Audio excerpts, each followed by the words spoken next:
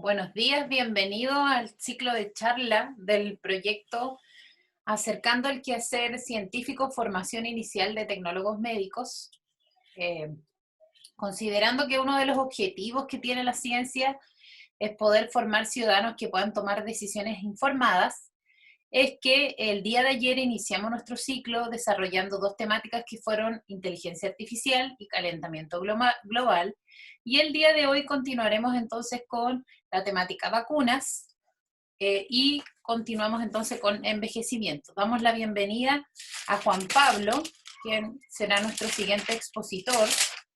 Juan Pablo es bioquímico de la Universidad de Chile, doctor en ciencias biomédicas de la misma institución y quien entonces expondrá el día de hoy sobre la temática de vacuna, una temática súper atingente al contexto de pandemia que estamos viviendo. Bienvenido, Juan Pablo. Muchas gracias. Entonces, voy a compartir pantalla.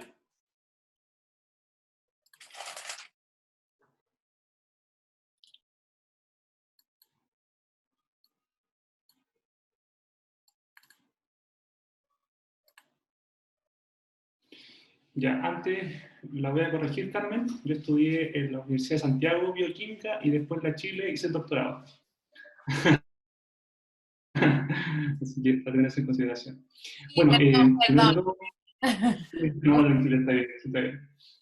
Bueno, Gracias por la corrección, Juan Pablo. Yo ahí sí, no, mi alma mater no la dejo de lado. Bueno, antes que nada, muchas gracias por la invitación. Para mí es un honor poder compartir con ustedes acerca de este tema tan importante hoy en día como son las vacunas. Así que les voy a hablar un poco sobre la importancia de la vacuna hoy en día, los miedos que hay detrás de todo esto y las noticias falsas que abundan hoy en día en las redes sociales acerca de la vacuna y más hoy en día sobre el tema del COVID. Así que vamos a comenzar. Y para comenzar, les voy a contar un poco lo que me pasó ayer. ¿Ya? Ayer, cuando salí del trabajo de la universidad, me pasé a cortar el pelo. Y la señora que me atendió, una señora ya de avanzada edad, me dijo que cuando me cortara, que me sacara la mascarilla. Y yo la verdad es que dije que me parecía muy riesgoso sacarme la mascarilla, considerando el tema del que estamos hoy en día, de la pandemia. Y ella, la verdad, como que se enojó, me dijo si acaso yo pensaba que ella me iba a contagiar. Yo le dije que no, o sea, que sí, que es una eventualidad, pero que también puede ser al revés, que puede ser que yo la contagie a ella. Entonces empezamos a conversar del tema, ¿ah? Y me empezó a dar su opinión. Y yo, la verdad, de forma, digamos, súper respetuosa, le empecé a interrogar, porque me di cuenta que iba a servir como un ejemplo muy claro para lo que hoy me tocaba presentar. Entonces, una de las cosas que me empezó a contar ella acerca de por qué pensaba así, acerca de por qué creía que esto de la vacuna, esto del COVID era mentira, fue que había personas que ella conocía del gobierno que no creían en el virus, no creían en esto actualmente y que por eso ella tampoco creía. Y me llamó la atención saber esto. Así que saqué mi teléfono, me puse a googlear acerca de si era verdad lo que ella estaba diciendo.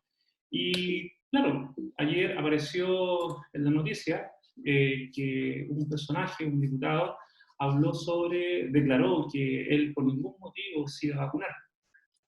Lo cual me llamó bastante la atención porque primero que todo tenemos que entender que él no es una autoridad para decir este tipo de cosas para que todos los demás, digamos, tomen decisiones. Entonces, claro, para la población en general es súper difícil poder discriminar de alguna forma quién dice la verdad o quién tiene razón en este tema. Entonces, para esta persona, obviamente, la persona que me cortaba el pelo, ella tenía a este personaje como una forma, un ejemplo a seguir. Entonces, me puse a pensar, y claro, esta es una de las principales fuentes de desinformación, ¿ya? Cuando personajes que no tienen autoridad en el tema hacen declaraciones que de alguna forma van a afectar a toda la población. Eh, Bueno, siguiendo también con esta conversación, me puse a googlear y también vi otro personaje, que es compadre Moncho, conocido por todos, que decía que él, al contrario de este diputado, ofrecía todos sus brazos para las vacunas que estuvieran disponibles. Entonces, al final, esta persona que me cortaba el pelo ayer tiene dos personajes. Un diputado, persona con estudios, ¿ya? Que dice que esto no hay que vacunarse, que él no se va a vacunar, y a un personaje cómico que dice que sí. Entonces, chuta, al final, ¿qué ocurre? La población en general termina creyendo a alguien con estudios que dice, ¿cierto?, que esto es mentira y que él no se va a vacunar. Entonces, hoy en día abundan estas noticias falsas en torno al tema de las vacunas, más hoy en día con el tema del COVID, porque hay mucha gente responsable que hace declaraciones públicas que finalmente afectan a la población. Bueno, obviamente que para mí no es un ejemplo decirle que le quiera al compadre Moncho, sino que finalmente tenemos que nosotros mismos buscar la información, pero de fuentes fidedignas, ¿ya?, y confiables. No solamente creer porque sí, sino que darnos el trabajo de investigar, pero de fuentes que sean confiables. Bueno, con esta persona que me cortaba el pelo seguimos en conversación y yo muy disimuladamente le decía, ya, pero ¿por qué usted más no cree? Entonces ella me decía que ese dicho no existe. Bueno, a esta persona que me cortaba el pelo, a esta señora, digamos la señora María, yo creo que no sabe que existen patógenos, que son microorganismos que son capaces de causar enfermedades, que pueden ser vivos o algunos que son no vivos. Los vivos tenemos un montón de ejemplos. Ahí están millones de bacterias distintas que pueden causar enfermedades, muchos tipos de hongos, muchos parásitos, protozoos que producen un montón de enfermedades. En el caso de los no vivos tenemos principalmente los virus, que también existen miles de diferentes tipos de virus que se asocian con muchas enfermedades.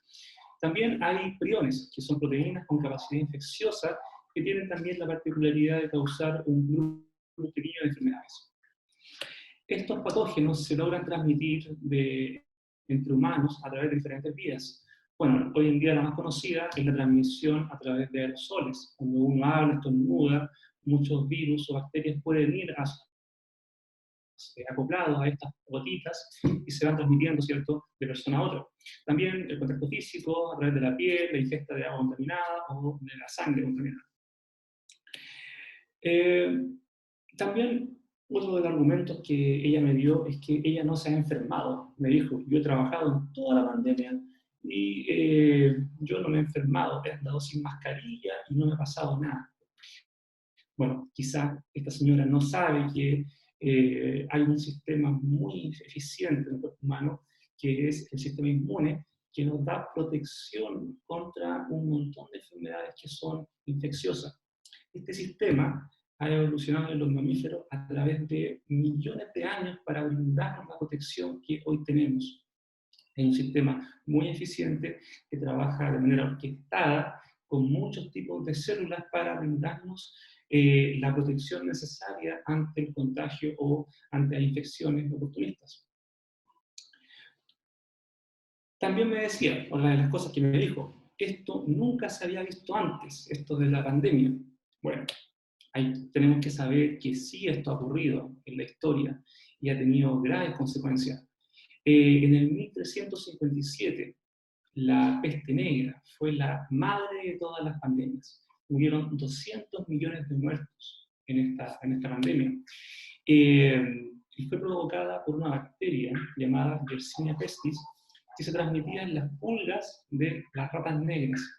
Y así fue como se extendió por toda Europa y Asia, y causó la muerte de aproximadamente un tercio de la población mundial de esa época. Eh, entonces, esta fue una de las grandes, la más grande de todas las pandemias y nos hizo, en ese momento, hizo al humano poder concientizarse en torno a las medidas higiénicas que se requieren. La pandemia finalmente terminó porque la plaga de ratones se pudo exterminar, que era el vector que transmitía la enfermedad. Pero fue una pandemia que duró aproximadamente 6 años y fue catastrófica. Después de esto vino la pandemia de la viruela, que causó 56 millones de muertes. La viruela es transmitida por un virus, el llamado precisamente virus de la viruela, que produce en la piel ampollas.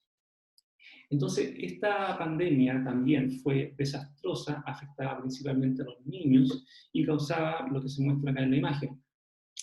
Esta pandemia fue controlada porque Edward Jenner, que se muestra ahí en la imagen, fue el que experimentó con un virus que era bovino y fue los primeros indicios de una vacuna funcional. Este médico y científico finalmente determinó que inoculando a personas con un virus que era de otra especie, en este caso de una vaca, era posible generar inmunidad en la persona. Y fue entonces los primeros pasos para la creación de las vacunas. Hoy en día esta enfermedad está erradicada y la OMS declara que la vacuna es la forma principal por la cual esta enfermedad se exterminó. Después de eso vino la influenza española, o la gripe española, que se produjo después de la Primera Guerra Mundial. Fue una pandemia también desastrosa, causó mucha cantidad de muertes, muy semejante a la viruela, y afectó principalmente a adultos saludables de entre 20 y 40 años. O sea, en este caso, las personas eran jóvenes y saludables las que se enfermaban. Esta fue provocada por un virus de la influenza del tipo H1N1. Curiosamente, esta pandemia no comenzó en España, comenzó en Francia, pero España, como no estaba en guerra, tuvo más auge esta noticia, entonces quedó como la gripe española, que causó aproximadamente 40 a 50 millones de muertos.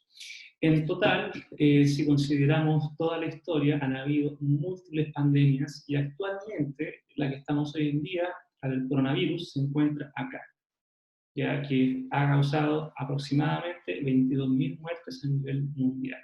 O sea, nuestra pandemia actual es insignificante frente a las otras que han habido anteriormente.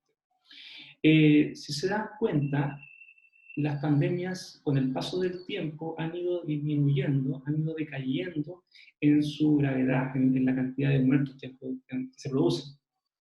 Entonces, ¿por qué creen ustedes que pasa esto? ¿Será normal que con el paso del tiempo baje la cantidad de muertos? ¿Será porque los virus son menos agresivos? Y la respuesta es que no. Que con el paso del tiempo hemos generado mecanismos eficaces para poder combatir todas estas pandemias. Y allí vienen las vacunas. Bueno, esta persona que me cortaba el pelo, siguiendo con la historia, me decía también, cuando te vacunan, te ponen el bicho, ¿ya? Y eso hace que después te enfermes más. Bueno, como ustedes saben, las vacunas son preparaciones que provocan la estimulación del sistema inmune, ¿ya? Y esto es con el objetivo de poder encender las alarmas del sistema inmune y que esté preparado cuando venga realmente la enfermedad o la infección. ¿Estos cómo se elaboran? Se usan antígenos, que son proteínas o alguna parte de la bacteria, del virus, ¿ya? Y se inoculan en el ser humano. Esto entonces va a desencadenar una respuesta inmune que nos va a permitir estar preparados cuando realmente venga, digamos, la infección. Los principales componentes de las vacunas son los antígenos, que como dije recién son estas partes del virus o de la bacteria que se usan, digamos, como estimuladores del sistema inmune. Adyuvantes, conservantes y excipientes, que son sustancias que van a mejorar la calidad, van a preservar también digamos, la integridad de los compuestos activos o de los antígenos, y que también van a evitar el crecimiento de virus u otras bacterias en las vacunas. Estos componentes, principalmente los conservantes, son los que han tenido el mayor cuestionamiento por las personas que se oponen a la vacuna. Más adelante veremos cómo algunos conservantes han sido los principales digamos, banderas que tienen los movimientos antivacunas. Ahora, veamos cómo el sistema inmune reacciona cuando se inocula una vacuna. Bueno, para la creación de una vacuna se necesita que se conozca el microorganismo que la produce. ¿ya? Antiguamente eso era muy difícil. Hoy en día tenemos sistemas muy eficientes de reconocimiento de diferentes microorganismos. Ustedes, por ejemplo, en tecnología médica, los que sigan la mención del lab clínico, van a después entender que existen diferentes métodos para poder reconocer diferentes tipos de bacterias o diferentes tipos de virus. Entonces, para la creación de una vacuna, como estaba diciendo, se necesita primero reconocer el agente que causa. Este agente se cultiva en placas de cultivo en el laboratorio y entonces se aíslan los antígenos o la parte del virus que es reconocida por el sistema inmune. Entonces acá vamos a decirle HA a la porción del virus que genera la respuesta inmune. Esta porción del virus entonces es inoculada en un paciente y estas partículas virales o estas partes del virus son traspasadas entonces al torrente sanguíneo. Allí entonces las células del sistema inmune, como son los macrófagos, linfocitos T, linfocitos B, van a poder reconocer a estas partículas o a estas partes del virus que fueron introducidas. Así entonces los macrófagos pueden fagocitar a estos antígenos y los van a presentar en su membrana. Esta presentación se hace con unas proteínas que se llaman complejos de histocompatibilidad, ¿ya? Y son útiles para poder mostrarles al sistema inmune que estamos en presencia de un agente extraño. Así entonces el macrófago le presenta a la célula T o linfocito T el antígeno para que éste se active y desencadene una respuesta que va a poner en alarma a todo el sistema inmune. Esta célula T que ya está activada va a desencadenar una serie de señales. Una de ellas es la activación de las células T helper, que es un subtipo del linfocito T, el cual tiene una participación muy importante en la generación de anticuerpos y también en la activación de células B. Entonces, por otro lado, la célula B o linfocito B también es capaz de reconocer este antígeno que está circulando y que fue puesto en la vacuna. Así entonces, cuando la célula B expresa los antígenos que fueron puestos en la membrana de estas, el linfocito T helper ya va a estar activo y entonces va a estimular a través de citoquinas para que la célula B se transforme, se diferencie y prolifere y produzca anticuerpos, los cuales van a ser una de las principales respuestas cuando venga nuevamente el virus y nos protege frente a la enfermedad. Así entonces la célula B se diferencia en células plasmáticas, que son las que van a generar esta secreción de anticuerpos, y también células B de memoria, que van a estar expectantes cuando venga nuevamente el virus. Así entonces, cuando alguien esté enfermo,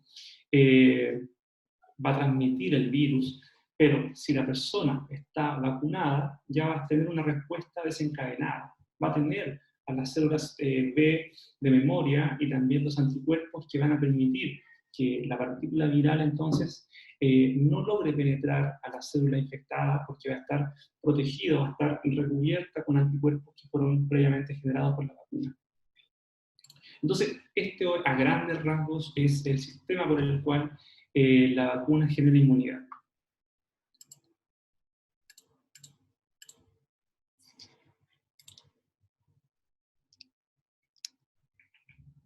A ver, quiero avanzar. Ahora sí.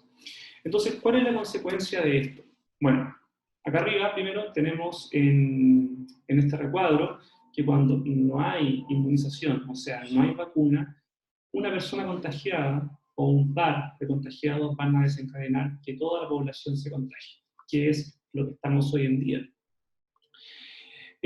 Cuando algunos pocos están vacunados, que acá se muestran como amarillo, ellos van a recibir inmunidad y por lo tanto no se van a contagiar cuando se desate la pandemia.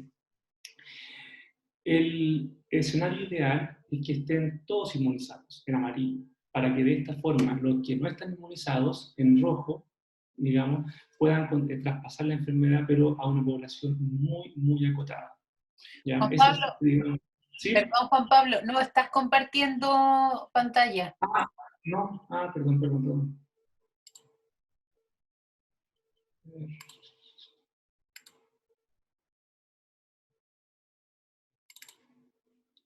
¿Ahora sí? Sí, ahora sí. Ah, ya, perdón. Ya. Bueno, brevemente le estaba comentando que actualmente tenemos este escenario, donde tenemos que la población no está inmunizada, no está vacunada, y por lo tanto una persona infectada fácilmente logra transmitir la enfermedad al resto. Cuando hay algunos pocos en amarillo que están vacunados, estos logran evitar la enfermedad. Lo ideal es que la vacunación sea masiva y de esta forma entonces no se transmita la enfermedad a los demás, que acá estarían todos en amarillo los que están inmunizados. En la historia se ha visto que la vacunación ha sido la mejor estrategia para poder frenar algunas enfermedades infecciosas, ¿ya? Por ejemplo, acá la rubiola, la polio, el sarampión han sido eficientemente erradicados ya con el uso de las vacunas. Como se muestra en estos gráficos, miles de casos reportados en el tiempo fueron frenados cuando se implementó la vacuna en cada caso, ¿ya? Esto nos demuestra entonces que históricamente las vacunas son efectivas, son eficientes y han logrado erradicar muchas enfermedades contagiosas.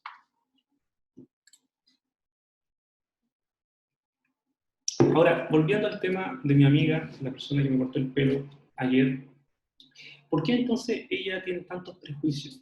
¿Y por qué la población en general tanto prejuicio contra las vacunas si históricamente hemos visto que han sido la estrategia más efectiva para erradicar las enfermedades que son contagiosas? ¿Por qué entonces, de dónde proviene este miedo y estas noticias falsas que abundan hoy en día en las redes sociales? Bueno, el movimiento antivacuna surgió con el nacimiento de la primera vacuna. Como les comenté delante, Edward Jenner fue el primer científico médico que desarrolló una vacuna contra la viruela. Y esto lo hizo inoculando el virus de una vaca, ¿ya? Que era entre comillas, muy semejante al virus de la viruela en ese momento que atacaba a los humanos. Entonces él tomó el virus bovino, el virus de la vaca, y lo puso en un niño. Y se dio cuenta que este niño no generaba la enfermedad. A todo esto, el término vacuna proviene de la palabra vaca, es un derivado de vaca, porque de ahí surgió. Entonces, ¿por qué entonces con el paso del tiempo se dieron cuenta, o sea, mucha gente se cuestionó la seguridad de las vacunas, si esto era la evidencia misma que decía de que eran seguras, o que al menos protegían de la enfermedad? Bueno, la verdad es que hay muchas explicaciones de dónde proviene este miedo a las vacunas. Puede ser desde un punto de vista religioso, ya porque en ese momento la iglesia tenía mucha importancia en la sociedad y se decía que al estar proviniendo de un animal estaba traspasando impurezas al cuerpo humano, algo sagrado. También hubieron muchas cuestiones sanitarias, decían que el que sea de un animal iba a traspasar más enfermedades que finalmente la mejora ante la viruela. Y también habían muchas creencias ya en base a asuntos que eran políticos y también porque produjeron muchas muertes. En ese momento, este traspaso de un virus que era bovino a un niño provocó muchos casos de muerte. Claro, porque en ese momento no había mucho conocimiento al respecto. Y claro, si yo hubiera estado en esa época, probablemente también me lo habría cuestionado. Porque si estoy viendo que está muriendo gente por la vacuna que viene de una vaca, nunca me lo habría puesto. Pero hoy en día eso ha cambiado bastante. Ya no se hace esto, no se saca de una vaca una vacuna, un virus y se le pone a alguien. Han pasado cientos de años de investigación científica, pero estas falsas creencias se han traspasado hasta hoy en día. Entonces, la decisión en ese momento del gobierno británico fue eliminar los derechos individuales por el bien de la población. O sea, el gobierno dijo, no importa, vamos a poner la vacuna aunque ustedes se opongan, aunque ustedes no lo quieran, igual lo vamos a imponer, porque es por un bien de salud pública. De ahí entonces comenzaron los problemas con ciertos grupos de personas que tenían un tema político en contra del gobierno y se afirmaban de esto, de esta medida, para poder ir en contra del gobierno. Y esto se ha mantenido hasta el día de hoy. Hasta el día de hoy se cree que las vacunas son dañinas y producen muchas muertes, lo cual hoy en día es completamente falso. Uno de los principales hitos del movimiento antivacuna surgió con Andrews Wakefield, ¿ya? Que se le considera el padre del movimiento antivacuna. Este médico publicó en The Lancet, una revista muy prestigiosa, que las vacunas tenían un componente, un conservante llamado tiomersal, que producía muchos problemas cognitivos en niños, principalmente autismo. Este artículo causó mucha controversia porque era la primera vez que se salía a la luz una investigación que asociaba las vacunas con una enfermedad de ese tipo. Finalmente hubo mucha investigación en torno a este caso y todos los autores del trabajo científico finalmente se retractaron del trabajo, menos este personaje, Andrew Wakefield, porque se dieron cuenta que había muchas faltas a la ética en su trabajo. O sea, se dieron cuenta que había también fines comerciales, que él tenía la intención de desprestigiar a las vacunas para poder él dar algún medicamento que fuera, digamos, en reemplazo a las vacunas. Entonces, finalmente, la revista Lancet decidió retractar el artículo, se bajó el artículo, pero esto quedó en el subconsciente de mucha gente. Mucha gente se quedó con eso de que la vacuna tiene este compuesto que me va a generar que mi hijo tenga autismo, ¿ya? Pero no todos se dieron el trabajo de investigar qué pasó después, ¿ya? Y esto entonces nos saca nuevamente el tema. ¿Quién dice las cosas en las redes sociales? Hay que saber bien o investigar para no caer en estas cosas. Hoy en día, cualquier movimiento antivacuna se ha catalogado, según la OMS, como una de las principales amenazas a la salud mundial. Como les comenté delante, existen muchas enfermedades contagiosas que ya son erradicadas. Sin embargo, en los últimos años se ha demostrado que ha habido un aumento en los casos de sarampión, de viruela, enfermedades que ya fueron erradicadas. Y esto surge porque estos movimientos antivacunas, con el paso del tiempo, están teniendo más fuerza. Hoy en día las redes sociales nos llevan, ¿cierto?, a creer todo lo que aparece en Internet. Y es un caldo de cultivo para que pasen estas cosas. Entonces, una de las principales preguntas que la gente se hace es ¿cómo mi hijo que no tiene vacuna ya va a ser un peligro entonces para el crío que sí está vacunado? Se supone que si la vacuna funciona, ¿por qué el crío que está vacunado va a ser susceptible si el niño no está vacunado? Entonces, para esta pregunta, que claro, es lógica, la respuesta es que los que no están vacunados van a servir como un caldo de cultivo para que se puedan desarrollar nuevas cepas. Los virus en general tienen una alta capacidad de mutación. Por lo tanto, si una persona no está vacunada y se infecta, va a ser un reservorio del virus que lo va a hacer apto para que éste vaya mutando. Entonces, si el virus muta y logra infectar a otra persona, la persona que está vacunada ya no va a ser, la vacuna, digamos, no va a ser útil frente a ese nuevo virus mutado.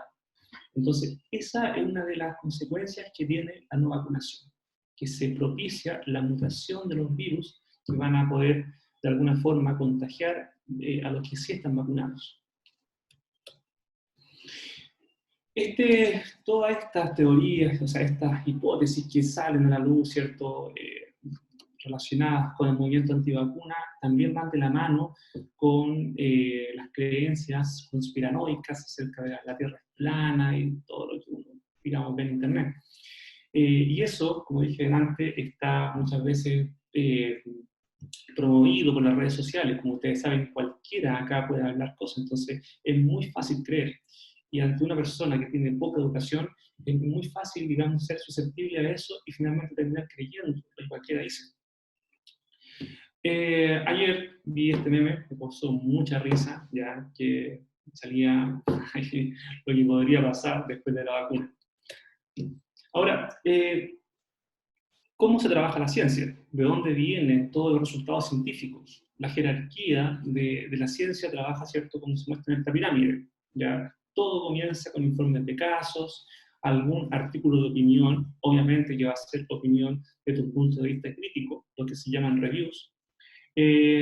Luego se viene por los estudios que son animales, transversales, casos de control, estudios de cohortes, que son en una población, digamos, muy extensa, para finalmente llegar a un metaanálisis, a un informe sistemático y a una conclusión general.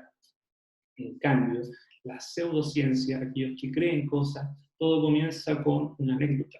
A mí me pasó esto, yo viví esto, que luego empiezan a crecer como una bola de nieve. Ya luego vienen eventos que no son documentados, clarividencia, yo busqué en Google y me apareció justo lo que yo pensaba, y finalmente llegamos al video de YouTube. Todo esto puede darse fácilmente en un día, como se muestra en la jerarquía de la derecha. Lo que sale en la pirámide de la izquierda, eso tarda 10 años, 20 años. Entonces, frente a esto, ¿qué nos toca? ¿Qué será mejor? ¿Creer en esto o en esto? O sea, la respuesta es obvia. Ahora, ¿por qué ocurre esto? ¿Por qué los humanos tenemos tan susceptibilidad a tener estas creencias? La verdad es que esto es natural, ¿ya? Nosotros somos seres racionales, pero también somos emocionales. Y finalmente las emociones nos llevan a querer creer las cosas que pensamos y a descartar las cosas que van en contra de nuestros pensamientos.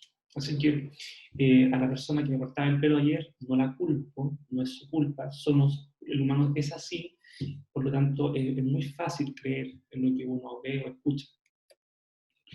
Actualmente el coronavirus es una pandemia catastrófica. En el mundo han habido 74 millones de casos y muertes 1.650.000. En Chile van 15.900 muertes aproximadamente y los casos ya son muchísimos. Con el paso del tiempo se ha logrado estabilizar la curva de la pandemia, sin embargo aún no se ha erradicado. Hasta el momento hay solamente una vacuna que está aceptada, que es la vacuna de Pfizer, BioNTech, la cual se basa en RNA, o sea, es RNA del virus, ¿ya?, que codifica para una parte del virus y se inocula en el paciente. Este paciente entonces logra generar la expresión eficiente de esta proteína viral, la cual logra desencadenar la respuesta inmune. También está la vacuna de Oxford, que es la vacuna experimental, en la cual se está utilizando un vector de chimpancé, el cual codifica para una proteína viral, que es la proteína Spike, la cual es reconocida por el sistema inmune. Así entonces, este vector que contiene la secuencia de la proteína viral es inoculado en el paciente y este entonces logra despertar la respuesta inmune. Actualmente existen 4 vacunas que están ya digamos, en estudio, como dije recién, la aprobada es la de Pfizer, que es una vacuna de ARN, pero las demás están aún en estudios clínicos y es altamente probable que también sean igual de eficientes. Ahora ya estoy pasadito en el tiempo. Las vacunas clásicas, en total, tardan mucho tiempo en salir a la población general, porque tienen que pasar por muchas evaluaciones para que tengan certeza de que es una vacuna segura. Por ejemplo, un estudio preclínico tarda aproximadamente 18 a 30 meses. Acá tuvo 0 meses, o sea, ni siquiera un mes duró este estudio preclínico. La fase 1 tarda 30 meses, acá tenemos 6 meses. La fase 2 tarda 32 meses. Hoy en día las vacunas contra el COVID han sido hechas en 6 meses. Ahora, la población en general dice, chuta, una vacuna tan rápida es muy insegura, yo no me voy a poner una vacuna que ha sido hecha en 2 meses, en 3 meses. Esto ha sido así porque todos los esfuerzos de gran parte de la inmunidad, las personas más inteligentes del mundo, se han agrupado para poder sacar esto en tiempo récord. ¿Ya? No es que haya sido tan rápido por un tema circunstancial, digamos, porque ha sido así, no, porque se han puesto todos los esfuerzos de todos los gobiernos del mundo para poder hacer esto posible, ¿ya? Y aquí este meme también lo encontré muy chistoso porque asociaba muy bien el pensamiento de la gente. ¿Qué queremos? ¿Una vacuna? ¿Cuándo? Rápido. ¿Ya está lista? Escucha, fue demasiado rápido, entonces mejor no la quiero. Entonces eso pasa hoy en día. Para finalizar, les cuento que yo hace una semana fui voluntario para la vacuna de Oxford. ¿Ya? Me inoculé la vacuna, y les cuento la experiencia. Me ofrecí como voluntario, principalmente porque sentí la obligación de poder aportar, digamos, en este tema. Como yo un poco manejo esto, sentí una responsabilidad de ponerme la vacuna y hacer un aporte. Una persona que no maneja el tema, es obvio que tendrá miedo. Por eso yo sentí, digamos, la responsabilidad de ser parte del estudio. Es un estudio que me va a mí tener en seguimiento durante 2 años. Esta vacuna se me puso hace unas semanas atrás y se me advirtió que era posible que sintiera efectos inmediatos, ¿ya? Porque la llegada del antígeno iba a desencadenar la respuesta inmune. Efectivamente, después de unas 12 horas empecé con síntomas de fiebre, con temblores, con fatiga en general, que era lo esperado. Entonces, ahí me di cuenta que la vacuna estaba haciendo el efecto, porque también estaba la posibilidad que fuera el placebo. Pero con la respuesta que tuve, me di cuenta que era la vacuna y estos síntomas no pasaron del día siguiente y ya al día subsiguiente estaba completamente bien, haciendo ejercicio y como ustedes me ven hoy en día. No me salió ningún brazo, ningún ojo, nada. O sea, estoy súper bien y este monitoreo va a seguir al menos durante un par de años para poder demostrar que la vacuna es segura. Cualquier efecto que yo tenga contrario de esta vacuna, tengo que notificarlo para que el estudio se detenga y poder investigar si esta vacuna generó algún efecto en mí que fuera real y no causa de otra cosa. Y bueno, mi cara en ese caso, mirando para el lado, era porque tengo fobia a la vacuna, o sea, a la aguja, por eso que me puse así tan nervioso. Pero a la vacuna en general estoy completamente seguro que es segura. En resumen, terminamos acá. Las vacunas son medicamentos muy eficaces y seguros. ¿Ya? Ningún avance de la medicina se puede comparar con el impacto que han tenido las vacunas. Las vacunas sí pueden producir efectos colaterales, cualquier fármaco los produce, pero que son despreciables frente a la protección que brindan. En mi caso, el efecto colateral inmediato fue la fiebre, pero era esperado y es despreciable frente a la protección que me puede dar a la vacuna, a la enfermedad. Y finalmente el mensaje es que la información que obtenemos nosotros tenemos que verificar de dónde proviene y si no, darse el trabajo de investigar el tema porque hoy en día abundan las fake news. Por su atención, muchísimas gracias.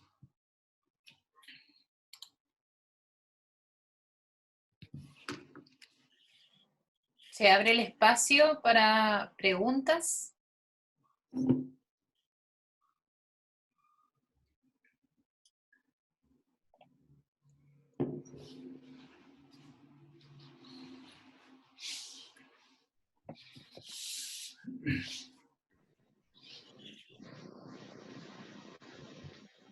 Hola, ¿puedo hacer una pregunta? Sí. Claro. Hola, ¿cómo están? Yo soy Carolina, la próxima expositora. Me pareció súper interesante tu presentación y bueno, yo soy parte de un equipo de salud que actualmente también está en la primera línea trabajando.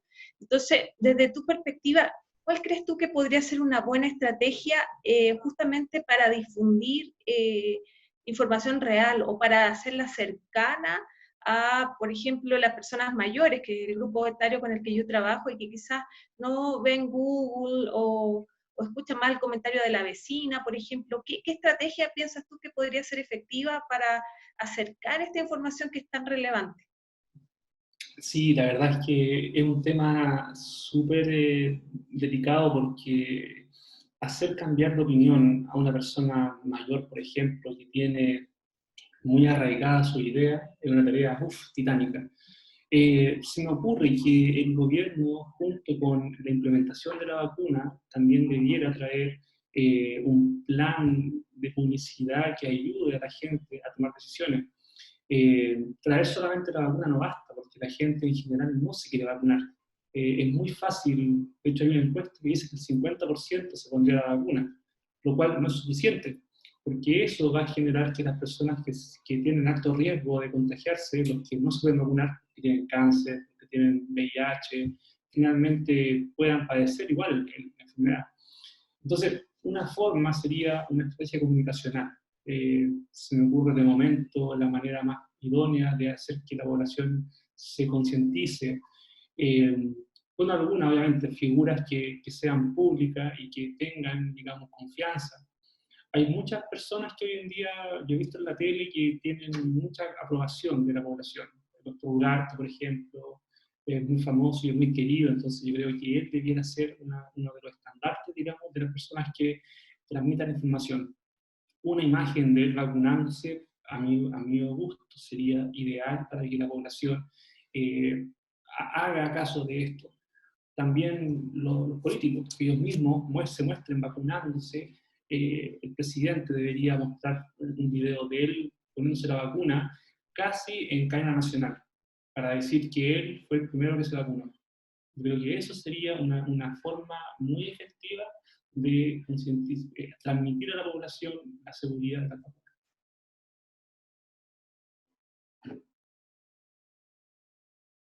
Súper, muchas gracias Juan Pablo por Gracias a ustedes. Perdón por presentación. el atraso, o sea, perdón por la demora, pero me pasé un poquito del tiempo.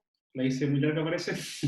No, súper, está súper bien porque la idea es un poco transmitir a los estudiantes la relevancia que tienen estas problemáticas tan atingentes a todos los ciudadanos. Entonces, en ese sentido, súper bien, súper bien. Te agradecemos y vamos a dar el pase entonces a Carolina, que es nuestra siguiente expositora. Ella es enfermera matrona de la Pontificia Universidad Católica de Chile, máster en gerontología de la Fundación Funever, y efectivamente, como nos está contando, ella es parte de la primera línea, trabaja en pacientes en estado crítico hace ya 17 años, así que damos la bienvenida y comenzamos entonces con la siguiente charla. Muchas gracias, Carmen. Voy a proceder a compartir mi pantalla.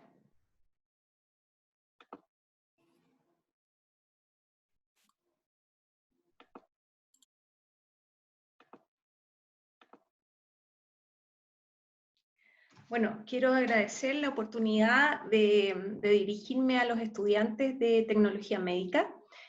Como parte también de mi labor, yo soy docente, soy académica de la Universidad de San Sebastián y hago clases en la Escuela de Enfermería y también algunas clases a la Escuela de Medicina. Y tal como tú decías, me preparé durante estos 17 años un poco de actividad clínica justamente para compartir este saber desde lo práctico y también desde lo disciplinar con estudiantes. Por lo tanto, encuentro que es súper valioso estas instancias que ustedes están generando, ya sea para que los estudiantes puedan revisarlas de manera sincrónica o tal vez de manera simultánea, sobre temas que son bastante contingentes y que siento que tenemos que poner en el campo de pensamiento, no solo de ellos, sino de todos nosotros, ¿ya? El día de hoy yo les voy a hablar de desafíos asociados al proceso de envejecimiento, ¿ya? Preparé una presentación bien cortita y que va abocada prácticamente a 4 puntos esenciales. Bueno, lo primero, decir que Chile está envejeciendo, ¿ya? Es un país que, al igual que otros de Latinoamérica, compartimos la característica de que estamos viviendo un proceso en que nuestro país está alcanzando tasas de sobrevida o de esperanza de vida que eran inusitadas y tal vez no pronosticadas en tiempos pasados, ¿ya? Pensando en esto, por ejemplo, se proyecta que para el año 2050 las personas mayores de 60 años, como lo define el Senama a una persona mayor, van a superar al 20% de la población, ¿ya? Y aquellos, por ejemplo, que tengan más de 80 años van a superar el 6%. Entonces, aquí viene la pregunta que yo siempre comparto con mis estudiantes. les digo, ¿les gusta trabajar con personas mayores? Yo hago clases en distintos niveles. En general en los niveles de estudiantes más pequeños, de primer y segundo año, me dicen, no, profe, no, la verdad es que no me gusta porque no sé cómo comunicarme con ellos. Y la verdad es que a mí me gustaría trabajar en urgencia o me gustaría trabajar en labor administrativa y ahí yo sé que no me voy a topar con un adulto mayor. Bueno, ahí es donde yo les hago la corrección y les digo que si pensamos en esta estadística, independiente en el servicio, en el lugar o en el espacio donde ustedes vayan a trabajar, de ese porcentaje de personas que van a atender, el 20% sí o sí van a ser personas mayores. Y esta situación no es ajena a lo que les va a pasar a ustedes como tecnólogos médicos, ¿ya? En distintas instancias, donde este cambio en la población hace que nosotros tengamos que adaptarnos y tener en nuestro campo de conciencia que va a ser un grupo tal vez predominante que va a recibir atención de salud. Bueno, importante también cuando nosotros hablamos de las personas mayores es ojalá, tal como decía Juan Pablo, recurrir a estadísticas oficiales, ¿ya? No escuchar lo que dice la gente o los comentarios o a veces la información que aparece en Google, sino que remitirnos a información oficial.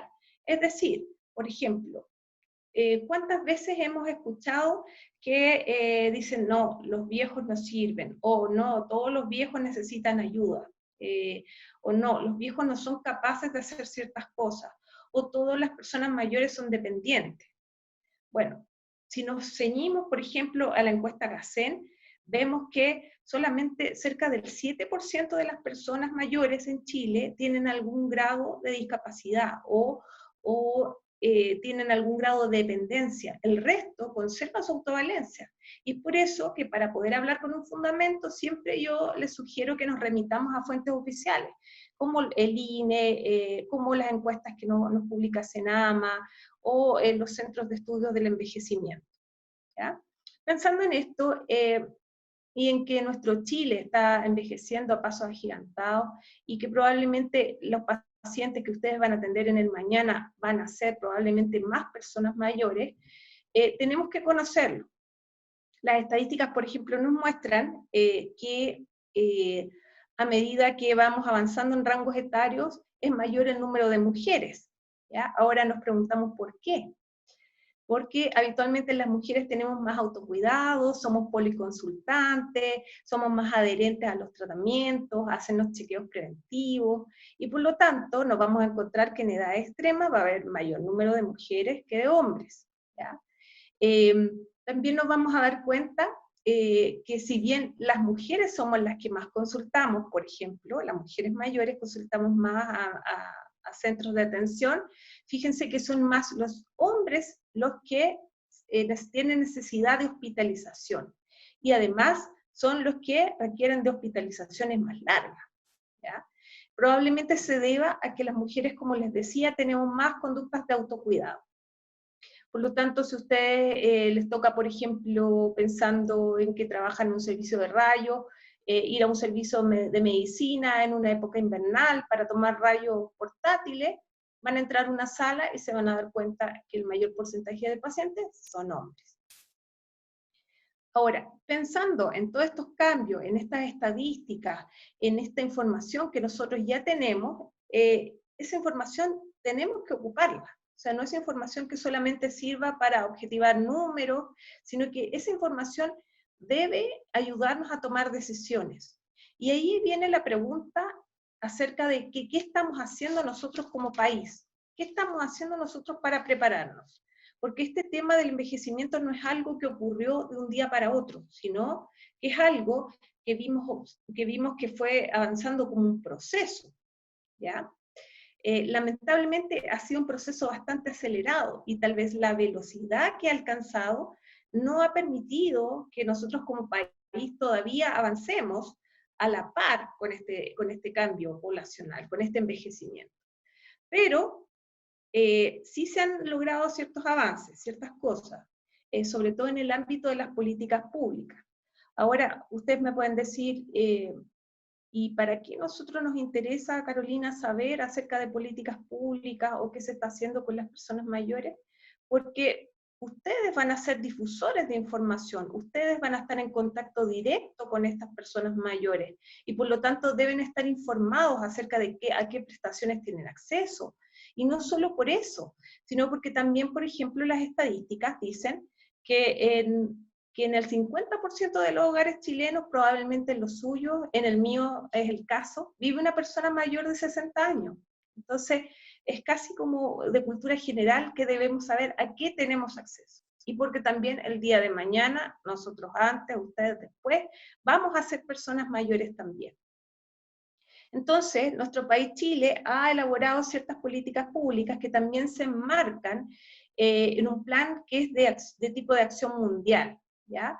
Que abarca el tema del envejecimiento, sobre todo trabajando en conjunto con la OMS. La idea es que estas políticas públicas nacen de la evidencia, es decir, nacen del levantamiento de la información, de las necesidades que tiene este grupo etario, y en base a eso se da respuesta como parte con una política pública. Por ejemplo, acá en Chile, nos hemos dado cuenta, por ejemplo, en la estadística, que el 87% de las personas mayores pertenece a FONASA, ¿ya? Entonces son usuarios de los sistemas de atención de salud probablemente públicos, desde los CEFAM hasta los hospitales, ¿ya?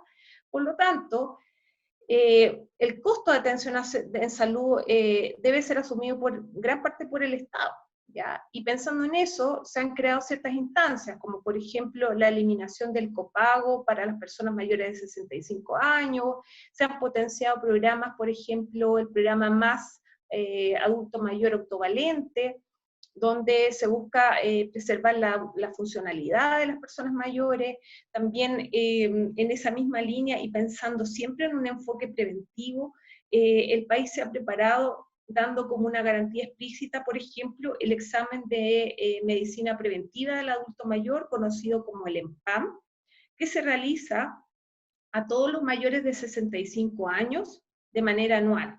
Y es un examen sumamente completo, ¿ya? Donde examinamos todas las aristas de una valoración geriátrica integral, es decir, la dimensión clínica, la dimensión social, la dimensión afectiva, la dimensión cognitiva del estado de salud de esta persona mayor. Justamente con miras de mantener su funcionalidad y, por supuesto, si pesquisamos alguna anomalía, tratarla de manera oportuna para que esta persona no caiga en una dependencia. Parte también de estos programas guardan relación con el concepto de envejecimiento saludable. Cuando hablamos de esto, entendemos que el proceso de envejecimiento es algo que no podemos frenar, aunque algunos busquen hacerse cirugías, un enchulamiento por aquí, por allá, verse mejor. El envejecimiento es un proceso que ocurre a nivel celular, que tiene distintos impactos, que si bien es común para todos nosotros, se vive de manera diferente. ¿Ya? Todo de acuerdo a los determinantes en salud, a la situación en la cual está esta persona mayor. Y cuando hablamos de envejecimiento saludable, estamos buscando optimizar justamente las capacidades de esta persona mayor en su proceso de envejecimiento, que lo vive de una forma única, particular, que tiene características propias y que sobre todo es irreversible. ¿Ya? Por más que nosotros tratemos de estirarnos un poco las patas de gallo, no sé, estirarnos aquí, sacarnos la papada, es un proceso que nos va a alcanzar a todos, ¿ya? Podemos enmascararlo un poco, pero hasta ahora no se ha encontrado ni una cura, ni una vacuna para detener este proceso de envejecimiento. Ahora, también como parte de las conclusiones y de la información importante que se ha levantado con respecto a este tema del envejecimiento en nuestro país, se ha visto, por ejemplo, que en las estadísticas, que aquellas personas que tienen un mayor nivel educacional tienen mejor salud, ¿ya? Y también gozan de una mayor esperanza de vida. Por lo tanto, si pensamos, si hacemos una comparación, por ejemplo, yo siempre uso de ejemplo a mi abuela. Mi abuela estudió hasta segundo básico, ¿ya? Sabe leer y escribir, pero cuando se trata de sus controles médicos, la adherencia a sus fármacos, requiere de asistencia de otra persona. Probablemente el día de mañana, cuando ustedes, estudiantes de tecnología médica en este momento, sean personas mayores, van a tener un nivel educacional probablemente mayor del que tienen sus padres o del que tuvieron sus abuelos. Por lo tanto, van a tener mayores capacidades de autocuidado para ustedes mismos gestionar o autogestionar su salud. Y eso tiene una consecuencia directa en el número de años en el cual ustedes van a vivir, así como también las características de cómo van a querer vivir su vida, ¿ya? La información es clave, ¿ya? Y el tener información, el entenderla, también nos ayuda a tomar decisiones en torno a nuestro autocuidado. Pensando también en estas personas mayores y un poco en el perfil de los pacientes o los usuarios que ustedes van a atender, la mayoría de ellos recibe ingresos que vienen de sus pensiones, ¿ya? Y lamentablemente un tercio de ellos, cuando uno los entrevista de manera más personal, nos refiere que lamentablemente no logra cubrir sus necesidades básicas con esas pensiones que reciben, ¿ya? Entonces, eso es sumamente importante de tener en cuenta cuando ustedes ya estén en sus prácticas clínicas o estén desarrollándose como profesionales, para que efectivamente las indicaciones y lo que ustedes deseen informar y compartir sean indicaciones alcanzables. Es como, yo conversaba con una amiga nutricionista el otro día y me decía, Carolina, yo me siento mal en mi CEFAM, porque ella trabaja en un CEFAM, cuando estoy atendiendo personas mayores y les digo, mire, le recomiendo la dieta mediterránea, coma este alimento y esto, cuando me doy cuenta que la persona no tiene ni siquiera dinero para venir al CEFAM en transporte público. O sea, viene caminando porque no tiene dinero. Entonces, ¿qué incongruencia sería de mi parte recomendarle una dieta o productos que yo sé que no están al alcance de esta persona mayor? Entonces, es súper importante contextualizarse y entender la realidad de la mayoría de las personas mayores en nuestro país. Ahora, dentro de la respuesta de qué estamos haciendo aquí en nuestro país, Chile, cabe mencionar que se han logrado hartas cosas positivas. Una de ellas fue con la creación del CENAMA, ¿ya? El Servicio Nacional del Adulto Mayor, que ha impulsado bastantes temas, bastantes proyectos, y sobre todo se ha hecho cargo del programa de política de envejecimiento positivo, que se inicia en el año 2012 y el proyecto dura o tiene un margen hasta el 2025. ¿Ya? Donde se ha procurado, mediante esta política, crear entornos favorables para que mejore la calidad de vida de las personas mayores, mediante distintas iniciativas. ¿Ya? Lo que se busca es que estas personas mayores mantengan la funcionalidad y la autonomía. ¿Ya? Si tenemos a alguien con una dependencia leve, no esperemos que esta persona avance en su nivel de dependencia hacia una dependencia moderada o una dependencia grave, sino que optimicemos que solamente, por ejemplo, está movilizándose con un bastón y fortalezcamos su autonomía dentro de la capacidad que esta persona tiene.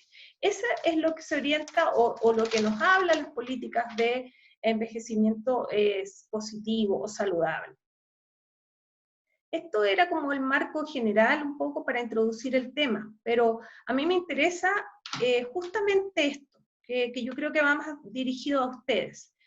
¿Cuál vendría siendo nuestro rol? O la pregunta dirigida a ustedes, ¿cuál es mi rol frente a esta nueva realidad?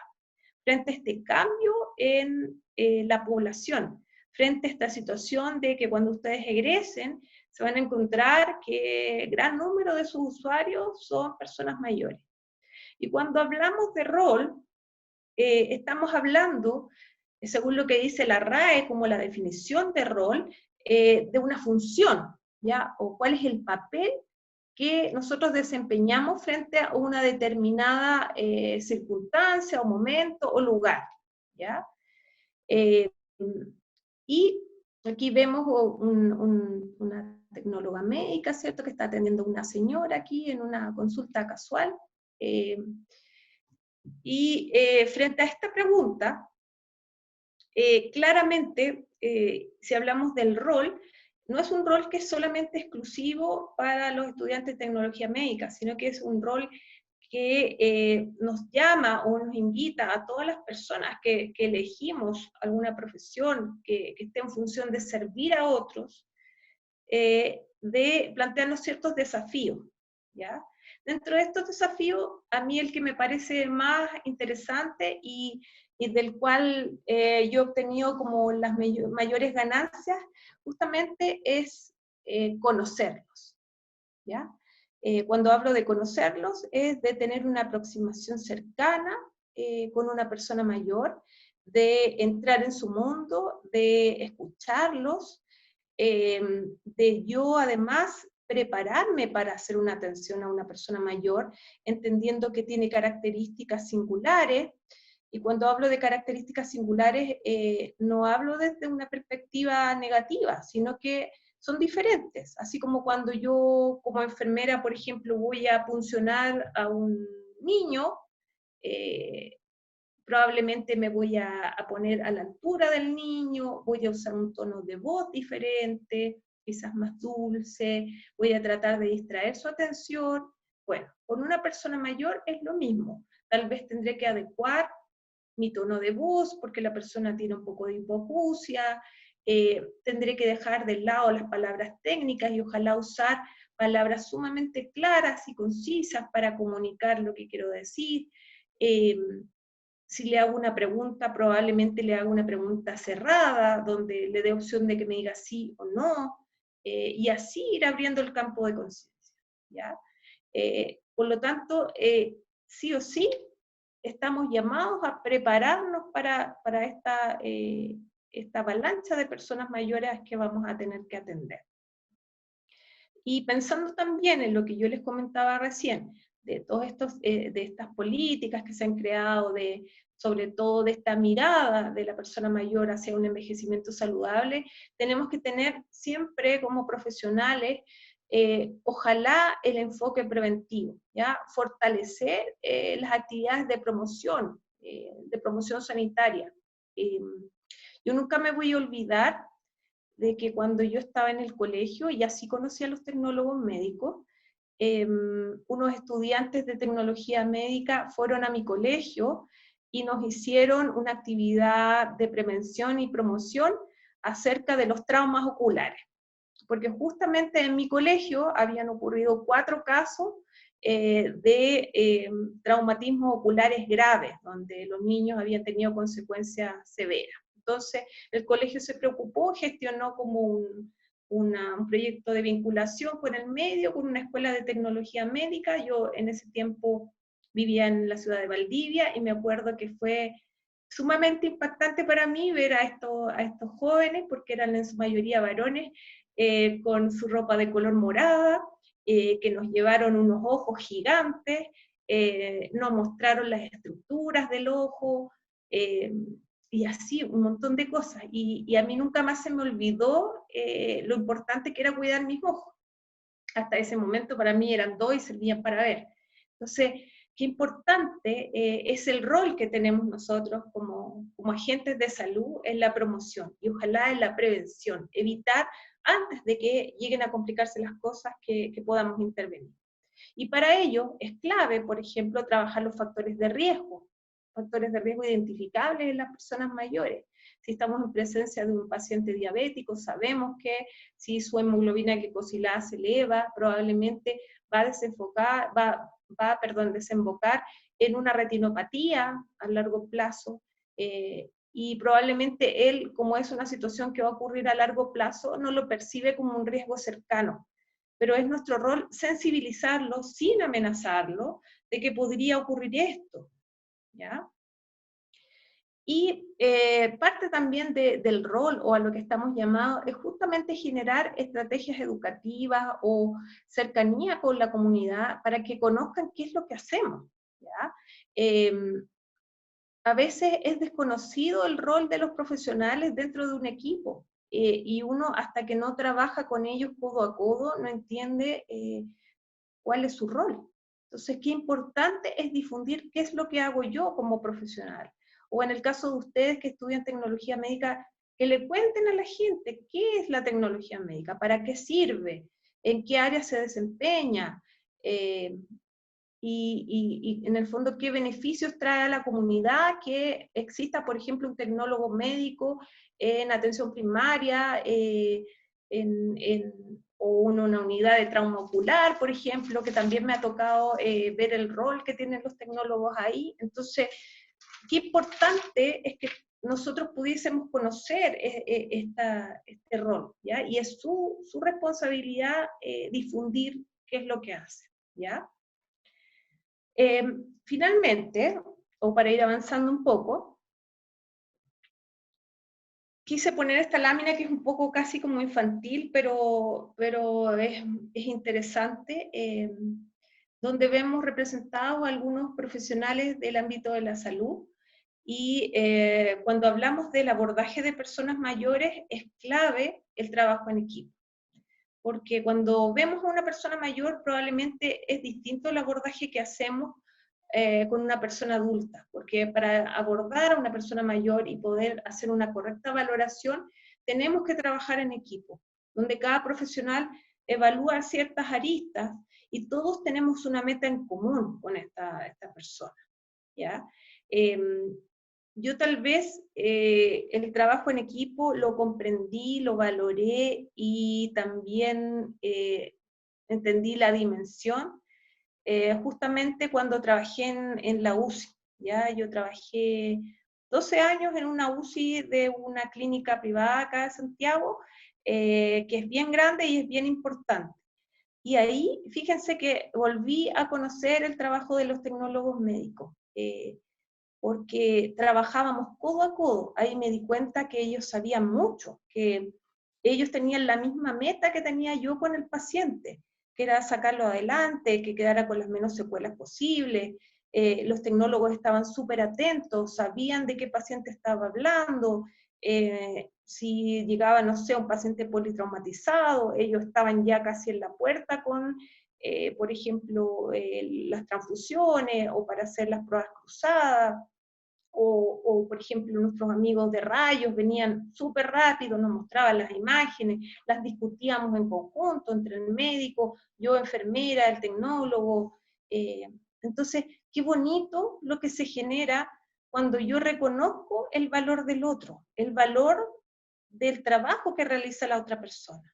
Pero para valorarla tengo que conocerla, tengo que saber a qué se dedica, cuál es su función. Quedé maravillada una vez cuando vi un tecnólogo, por ejemplo, haciendo una plasmaféresis, con una máquina gigante que parecía como de diálisis, y me explicaba así como si fuera algo sumamente sencillo, y yo miraba así con mis ojos grandes, como discutimos los pronósticos de los pacientes. Cuando hablamos de personas mayores, a veces uno de los desafíos que plantea justamente este envejecimiento poblacional es que vamos a tener que tomar hartas decisiones que rozan un poco en la ética. Yo recientemente terminé ahora un diploma de bioética porque justamente sentía que era como una pata coja que tenía a mi mesa, donde para tomar ciertas conductas necesitaba un sustento teórico, que es un poco lo que hablaba Juan Pablo recién. Para uno poder decidir necesita saber, necesita prepararse, necesita estudiar.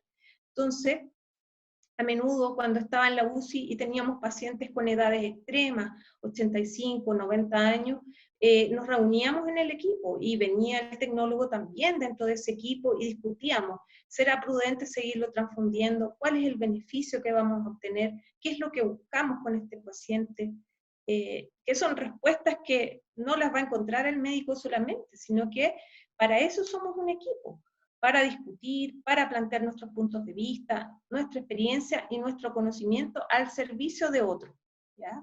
Y en este caso de las personas mayores. Por lo tanto, los invito a tener siempre la óptica de que independiente que ustedes trabajen en una unidad probablemente a veces de manera más autónoma, como un laboratorio o en la parte oftalmológica, siempre va a haber un equipo con ustedes y qué importante es darle valor a ese equipo, reconocer el trabajo de los otros y también mostrar qué es lo que hago yo para que los otros también lo conozcan y lo sepan. Ahora, ¿Cómo podemos prepararnos para estos desafíos? Porque recién ya hemos conversado acerca de que efectivamente este número de personas mayores aumente así exponencialmente, no es algo que va a ocurrir de un día para otro, nos está permitiendo anticiparnos, ¿ya? Ahora, para prepararnos, una de las cosas que podemos hacer es justamente ver esta charla. Escuchar a alguien como yo que trabaja actualmente con personas mayores, que ha vivido conflictos con personas mayores y que les puedo compartir desde mi experiencia que la mejor forma para yo atender a personas en edades extremas ha sido estudiar, prepararme, escucharlos, compartir. Ojalá si se generan iniciativas en su universidad donde ustedes puedan vincularse con personas mayores, no solo desde la perspectiva de la persona enferma o de la persona que busca una ayuda, sino que también en actividades de promoción, háganlo, ¿ya? Porque les va a ser mucho más fácil comunicarse el día de mañana con estos usuarios cuando ustedes sean profesionales, ¿ya? Estar abiertos, estar permeables, entender que nosotros, los que somos más jóvenes, tenemos mucho que aprender de ellos. Yo, uno de los motivos por los cuales me decidí un poco a alejarme de las pistas, de las UCI, y ahora estoy de manera intermitente, es justamente porque no quería perderme esa posibilidad de seguir aprendiendo de estas personas mayores. Me tocó en mi carrera conocer y acompañar a personas en sus últimos momentos de la vida, y créanme que puedo decir que aprendí mucho más de ellos de que lo que probablemente yo les pude brindar como enfermera. Yo siento que la ganancia fue 100% para mí.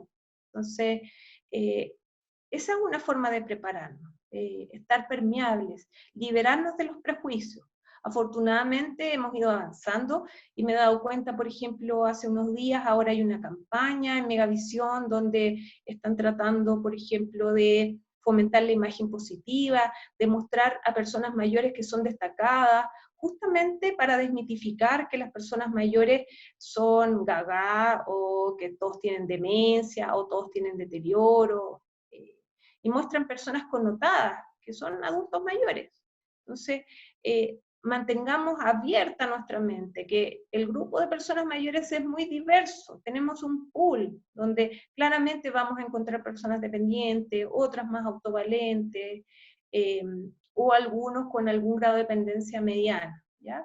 Yo siempre le digo a mis estudiantes que tienen como la edad de ustedes, son jóvenes, le digo, es bien injusto cuando uno echa en un saco a un grupo etario, como por ejemplo las personas mayores, y se les dice los viejos, los ancianos, o se les dice los abuelitos, y a todos se les mete dentro de un mismo saco, y se dice que son lentos, que son cascarrabias, que son amargados, cosas que están asociadas a estereotipos, ¿ya? Le digo, es lo símil, como cuando se toma a todo el grupo de jóvenes, como ustedes, y los metemos a todos en una bolsa y decimos que los jóvenes son violentos, que no les importa nada, que solo quieren destruir las cosas, protestar. No, hay fracciones de la población en cada grupo que representan esas ideas, pero no necesariamente yo tengo que referirme al grupo de los jóvenes con esas características. Todos somos diferentes. Finalmente, quise poner esta imagen donde vemos un camino, donde probablemente si yo pudiera situarme, yo diría que estoy como en la mitad del camino, pensando un poco en la esperanza de vida de la mujer en Chile, yo diría que estoy en la mitad del camino. Ustedes probablemente, porque son jovencitos, están en un tercio del camino. Les queda mucho más. Todavía no sabemos qué hay más allá, por eso tapamos ahí con el muchas gracias el fondo. No sabemos qué viene más adelante, pero sí podemos ver los árboles, podemos ver las cosas que tenemos a nuestro alrededor, que nos ayudan a protegernos, a crecer, a aprender, y esa es la invitación. A proyectarse y a pensar también que el día de mañana ustedes van a ser personas mayores, y así como ustedes están tratando o están evaluando o valorando a las personas mayores el día de hoy, serán ustedes valorados el día de mañana. Muchas gracias por la invitación y quedo abierta a si hay alguna pregunta frente al tema.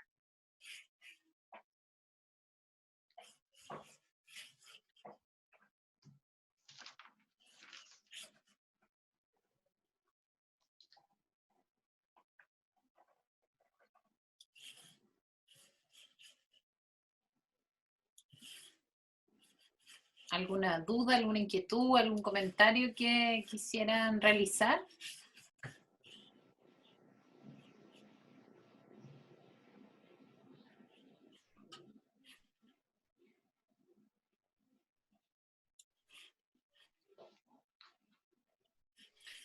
Yo quisiera entonces agradecer a Carolina, muchas gracias por tu presentación, nos planteas una situación que efectivamente generalmente se ve como muy lejana, pero tenemos todos claridad de que algunos antes y otros después vamos a llegar a ese momento y por tanto también la reflexión apunta a un poco a ser empático y pensar en el adulto como aquel adulto que tú también te vas a transformar. Entonces eso también permite que uno pueda tratar al otro como que quisiera que a uno también lo traten cuando se encuentra en esa situación.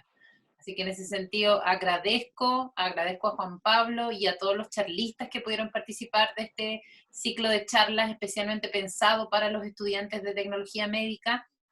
Y quisiera cerrar reflexionando y planteando una cita de Neus San Martín en su libro de Didáctica de las Ciencias. Ella dice: en las sociedades democráticas se valora como necesario que las personas tengan conocimientos que posibiliten comprender, opinar y tomar decisiones autónoma y colectivamente. Yo creo que su frase un poco hace el cierre de por qué se eligen estas 4 temáticas y un poco lo desarrollado entre el día de ayer y terminando ya el día jueves 17. Muchas gracias por su participación, que estén muy bien. Muchas gracias. Chao, chao. Chao, chao. Chao, gracias.